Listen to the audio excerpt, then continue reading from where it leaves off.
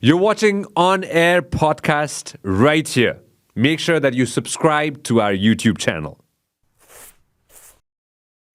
What do you think? Taking risk is how important is taking risk, Sewa? Well, मेरो चाहिँ नि यसमा Binay has always been conservative in taking risk, right? Yeah. What I say is risk is something that you have to manage.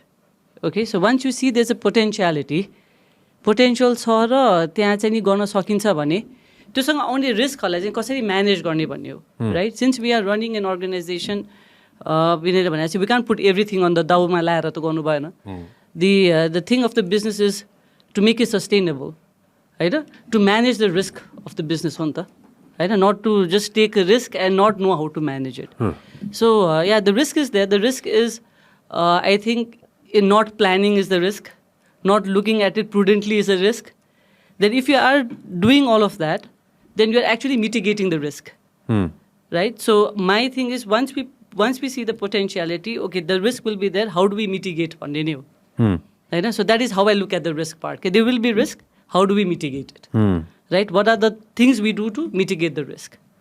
Right? So planning गर्नु पर्यो, हेर्नु पर्यो, milestone राख्नु पर्यो, right? And then that is how you continue to manage risk. So we are not like एकैचोटि सबै हाल्ने भन्नेमा पनि छैन, हैन? So if you look at Vianet कोमा पनि we are not very के भन्ने यतिकै अगाडि सबै राखेर चलाउँ भन्ने कम्पनी पनि होइन. We are like we want to make sure that we are sustainable. We last, right? We have lasted for 23 years. We want to last for another 23 years.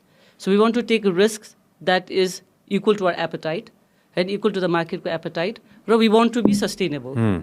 So that is how I look at risk. Okay, risks mitigate कसरी गर्ने. So whenever I see a risk, my thing goes is, okay, there's a risk, how do we mitigate it? What are the steps we take to mitigate it? So that is how I look at risk. तपाईले हाम्रो clip एकदमै enjoy गर्नुभयो होला. अब पुरै video हेर्नको लागि चाहिँ युट्युबमा सब्स्क्राइब गर्न नबिर्सिनु होला.